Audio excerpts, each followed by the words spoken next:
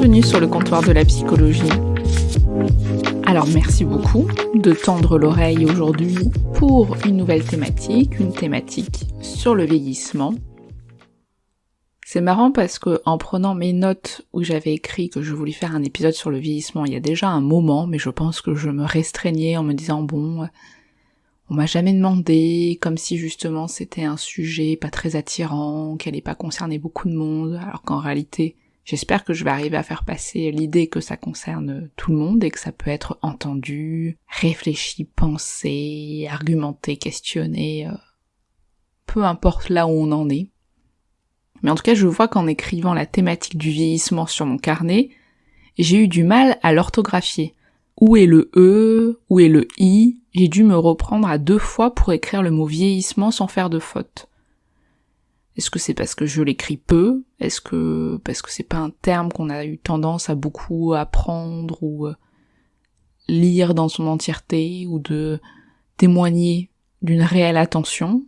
Est-ce que c'est mon inconscient qui ne veut l'écrire correctement? Puisqu'il vaut mieux passer son chemin plutôt que de parler du vieillissement, de la perte, comme j'en viens donc à perdre le E, le I, de où est-ce qu'ils sont situés.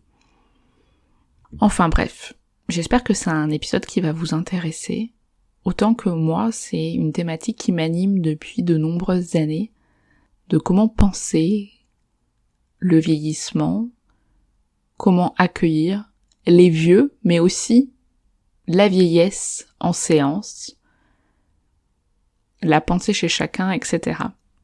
Parce qu'on est quand même dans une société où il y a plusieurs regards autour des vieux, c'est-à-dire que je trouve qu'on peut être autant face à un émerveillement des vieux, un peu du style qui représente notre histoire, autant on en a peur des vieux, soit c'est des vieux pervers, soit ça nous effraie ces corps vieux, ou alors on les infantilise, comme s'ils redevenaient un peu des petits bébés à qui il fallait donner de la purée.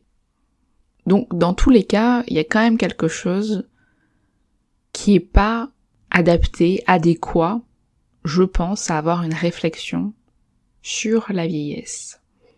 Alors justement, entre vieillissement, vieillir, vieillesse, moi je différencie vieillissement de la vieillesse, c'est-à-dire que le vieillissement serait plus du côté d'un processus qui nous traverse tous, en permanence, où on est pris dans ce processus de vieillissement, à partir du moment où on arrive au monde, contrairement à la vieillesse qui serait plus à considérer comme un état qui ne serait pas figé, mais en tout cas qui appartiendrait plus à une tranche de vie. On va y revenir, mais je veux quand même amener l'idée que ce vieillissement, c'est pour chacun actif en soi, c'est-à-dire dans la confrontation au temps qui passe, à ce qu'on fait, ce qu'on n'a pas pu faire, peut-être plus au sens d'une évolution aussi, qui vient marquer des périodes de vie, des espaces différents.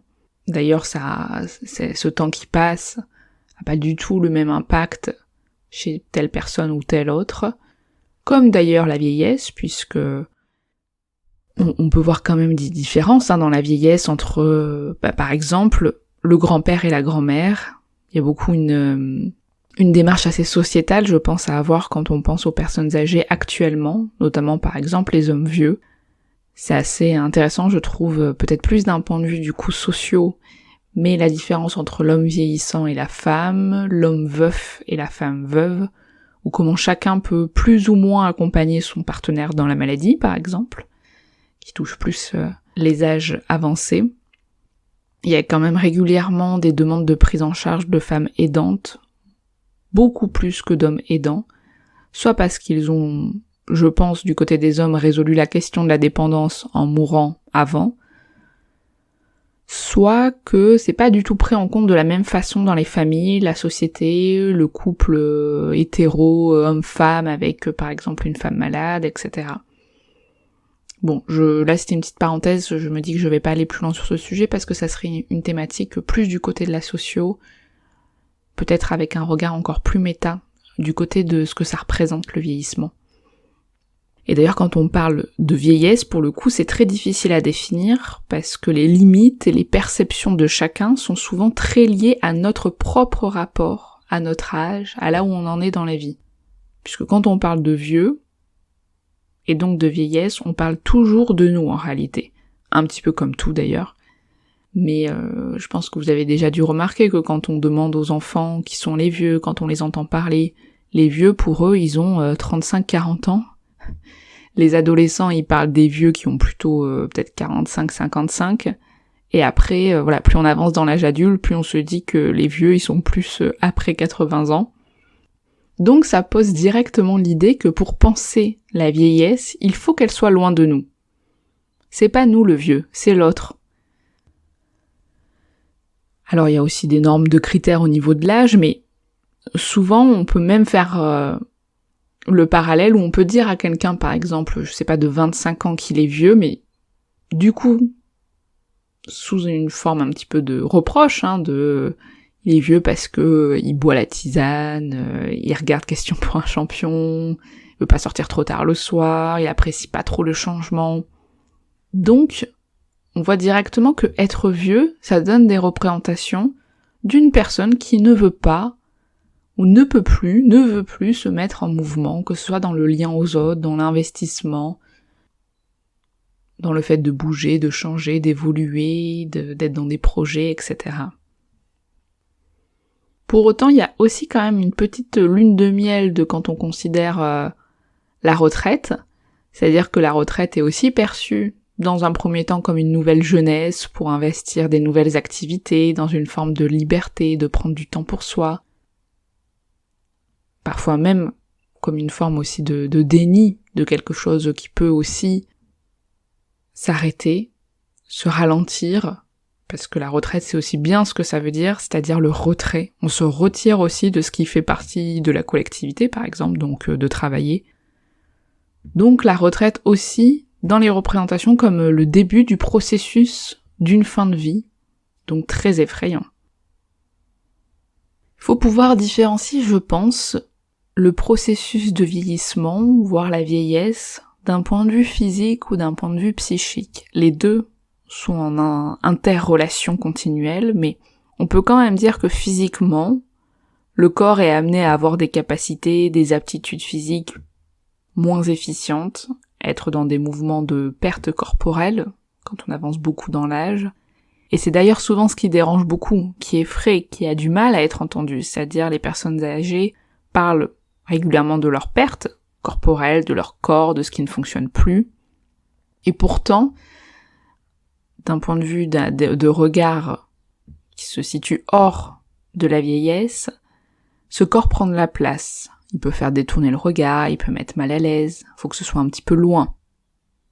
Et à côté de ça, on peut s'interroger sur le vieillissement psychique qui ne va pas de soi. Et c'est peut-être ça aussi qui peut, en tout cas de mon point de vue de thérapeute, nous questionner, c'est-à-dire que parler de la fin de vie, ou du fait qu'on n'a plus de projet, que la place est aux autres, qu'on attend la mort, que c'est terminé pour nous, ça devrait pas être considéré comme un prérequis de la vieillesse, comme un passage obligatoire de pensée de processus. Je trouve qu'on a tendance à beaucoup dénier la dépression d'ailleurs chez les personnes âgées, ou la considérer du côté du normal, de l'habituel de cette période de vie.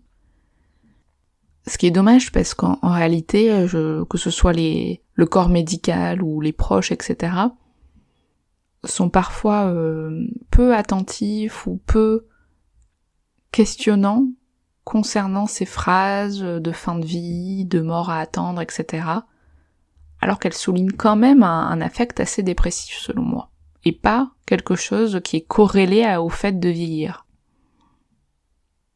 Je pense qu'on l'entend pas parce qu'aussi, encore une fois, il y a la peur de vieillir, les vieux, il faut en même temps qu'ils soient pas trop proches de nous. Faudrait pas que ce soit contagieux d'ailleurs, d'être vieux. Et en même temps, on entend en permanence parler d'eux au regard de leur fragilité et de nos inquiétudes. Donc là, ça s'est pas mal emballé en plus avec Covid, canicule, les EHPAD, la maltraitance, les aidants, Alzheimer. En gros, c'est vraiment, d'une certaine façon, le fléau des vieux. On voit pas beaucoup ce que les vieux nous apportent, nous permettent, à part peut-être de fournir un peu plus les livres d'histoire de leurs témoignages, mais sinon, ils sont quand même rangés au niveau un peu de la plaie de la société, le caillou dans la chaussure qui dérange. Alors pourquoi ça serait à ce point compliqué de percevoir du côté des vivants, du côté de quelque chose, du côté d'une existence, d'une vie, les vieux. Alors je pense qu'on peut déjà parler de la crainte de la dépendance. Souvent d'ailleurs c'est ce qui revient dans la peur de vieillir, c'est être dépendant, ne plus arriver à faire soi-même. Pour autant, on peut aussi se dire que la dépendance, c'est quand même un processus qui se répète. On est dépendant, on fait partie des rares espèces qui ne peuvent pas se débrouiller seules si on est lâché dans la nature au bout de quelques jours de vie. Donc le nourrisson doit être en permanence nourri, déplacé, protégé des dangers. Et ça peut être fait que parce que le nourrisson est dépendant. Il y a d'autres espèces où si le bébé est abandonné en pleine nature, les chances de survie se diminuent, mais pour autant, peut s'en sortir. Un bébé, c'est pas le cas.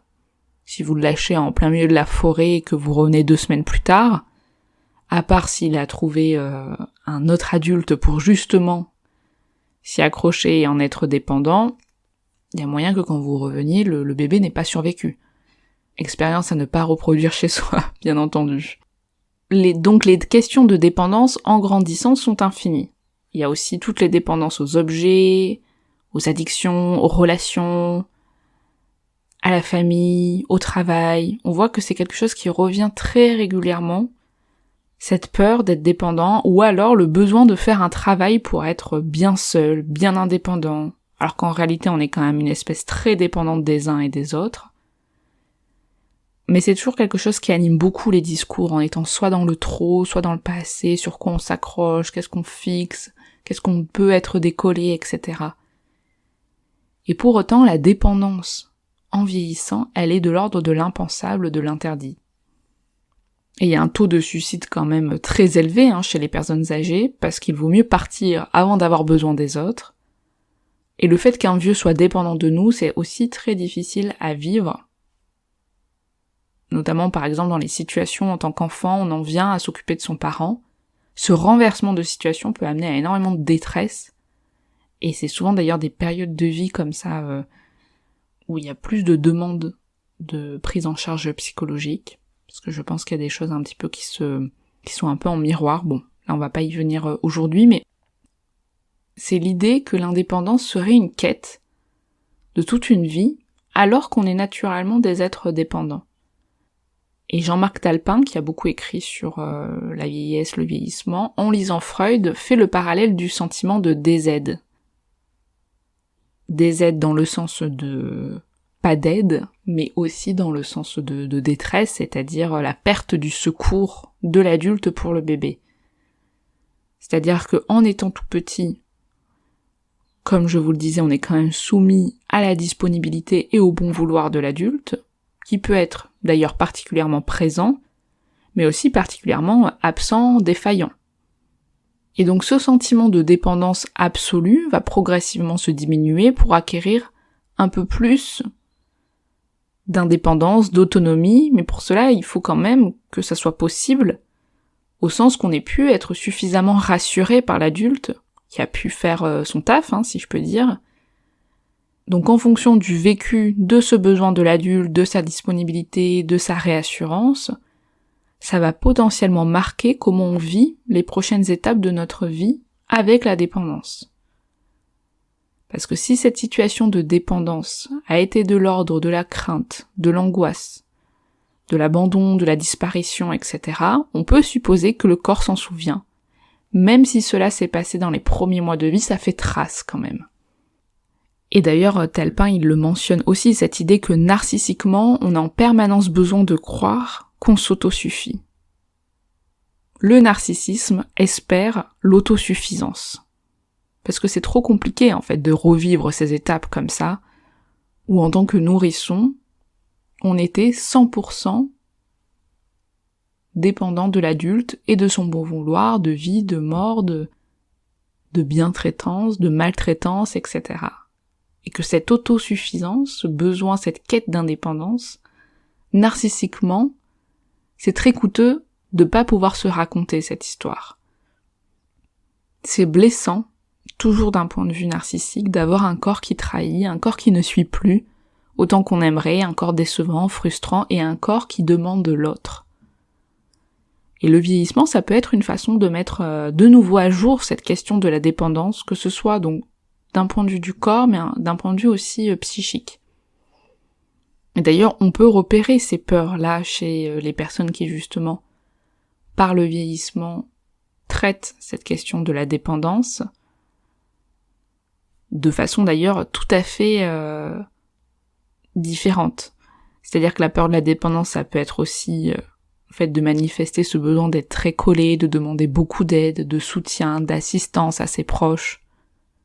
Parce que le fait de demander, c'est se rassurer sur le fait qu'on nous entend, sur le fait qu'on ne va pas être abandonné, on affirme particulièrement qu'on a besoin de l'autre, que celui-ci est nécessaire pour être sûr que l'autre l'ait en tête et ne nous laisse pas.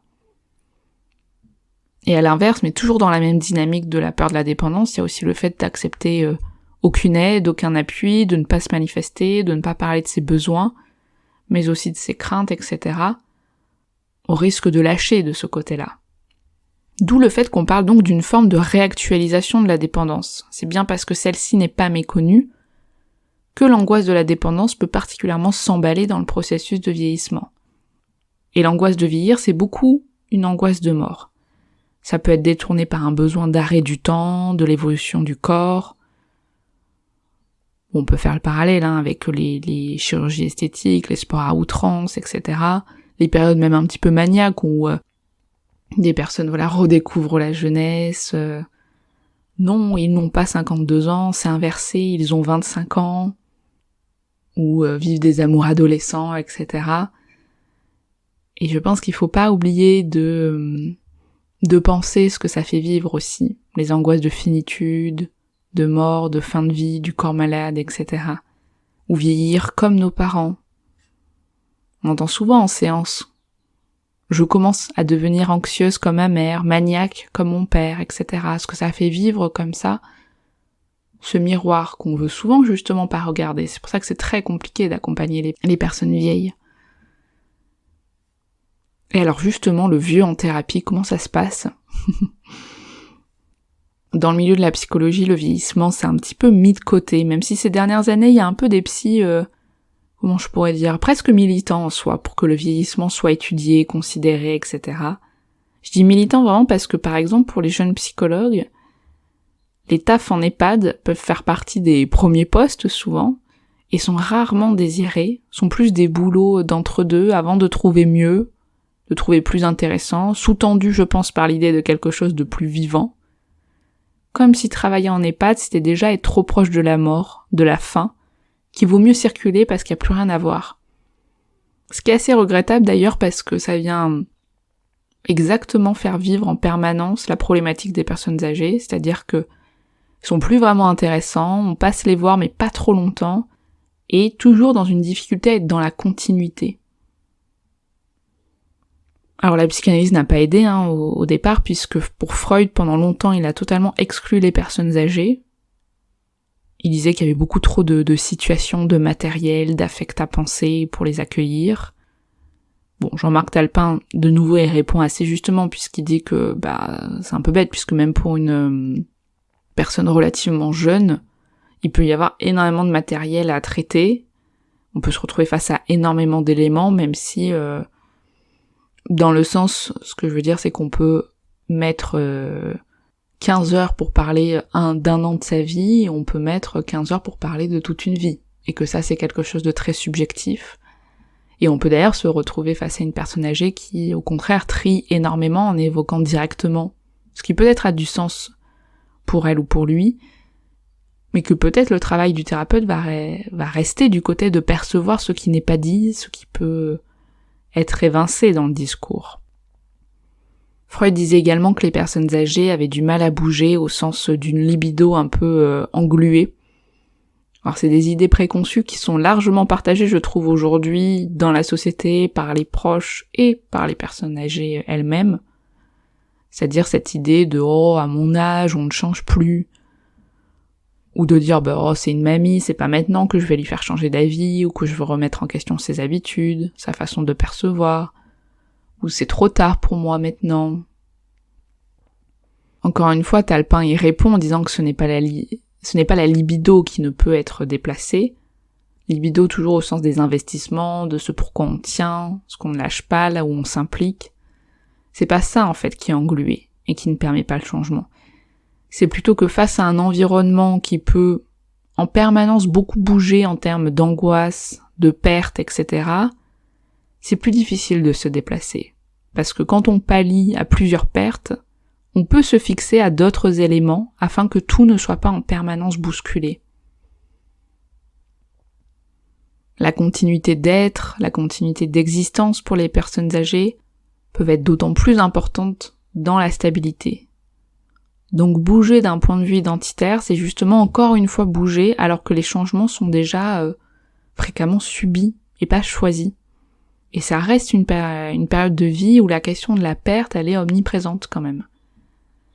Donc je disais que voilà, l'accompagnement des vieux, c'est un petit peu un sous-accompagnement, hein. Il y a cette représentation-là dans le milieu, je trouve, thérapeutique. Il y a aussi des fois des petits éléments contraires, plutôt de fascination, hein, même chez certains psys, qui adorent les vieux, où c'est très intéressant les vieux, qui parlent de leur histoire. Mais je me dis toujours, c'est du travail en fait, c'est pas une biographie qu'on entend. Et d'ailleurs, l'idée, c'est pas de dire qu'on adore les vieux, parce que là, on est pas vraiment du côté de la clinique ni de la rencontre. Justement, si on pense que en termes de période de vie, comme si on est allé ouvrir un vieux grimoire, Père Castor qui va nous raconter ses histoires. Et là, c'est plus du côté un peu d'un fétichisme, même un peu malsain. À côté de ça, faut pas être dans l'idée que les vieux sont très fragiles, faut les soutenir. On oublie souvent ce qu'ils sont en dehors de leur vieillesse. C'est-à-dire que le vieux, ok, mais qu'en est-il du bébé, de l'enfant, de l'adolescent qu'ils sont? Qu'en est-il de la sexualité? Donc toujours être du côté quand même du vivant. Je trouve que les consultations un peu de soutien n'ont pas lieu. Enfin, vraiment, je pense que un vieux peut se mettre au travail d'un point de vue thérapeutique.